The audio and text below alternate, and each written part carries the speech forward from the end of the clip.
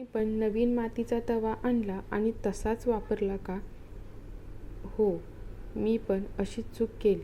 मी हा तवा आधी तसाच स्वच्छ धुवून वापरला. पण काय झालं, यामध्ये माझ्या चपात्या, भाकरी, डोसा येतच नव्हता. मग शेवटी विचार केला, ह्याला सीझनिंग तर करावंच लागेल. ते केल्याशिवाय हा आपला तवा काय यामध्ये चपाती भाजणारच नाही. मग मी याला पाण्यामध्ये 24 तास भिजत ठेवला होता. 24 तास झाल्यानंतर मी तो बाहेर काढून नारळाच्या केसराने त्याला साफ केला. कारण तुम्ही बघू शकता इथं ब्लॅक तो झालेला आहे, कारण ते चपाती त्याला चिटकतच होत्या. मग मी यावरती ना थोडंसं मीठ घेतलं आणि बेसन, तुम्ही पुढे बघू शकता, मीठ आणि बेसनाने हे बरेचसे ह्याचे जे डाग आहेत ना ते निघून गेलेले होते. आणि नंतर याला आपण चांगलं घासून ह्याला स्वच्छ करून घ्यायचा आहे. तुम्ही अजूनही आपल्या चॅनलला सबस्क्राईब केलं नसेल तर नक्की जाऊन करा.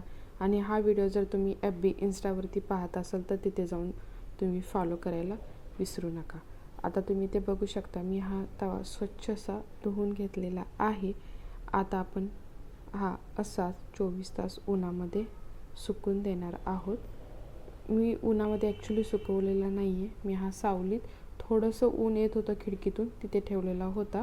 तुम्ही बघू शकता अशा ठिकाणी मी ठेवलेलं आहे. थोडंसं ऊन प्लस सावली असा मी 24 तास ह्याला असाच ठेवून दिलेला आहे. आता 24 तास झालेले आहेत. आपला तवा मस्त असा सुकलेला आहे.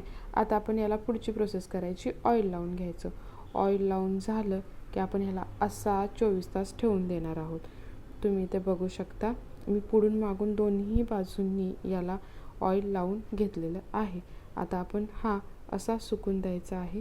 तुम्ही बघू शकता आपला तवा मस्त असा रेडी झालेला आहे. तुम्ही यामध्ये घावणे, नंतर चपाती, भाकरी, आमलेट करू शकता. टेस्ट पण भन्नाट लागते. ट्राय करून बघा. इथून पुढे तर आपण यामध्येच बनवणार आहोत, तुम्हाला बघायला मिळेलच. ही व्हिडिओ तुम्हाला कसा वाटला नक्की मला कमेंट करून सांगा. आणि हो, व्हिडिओ आवडला तर लाईक, शेअर, सबस्क्राईब करायला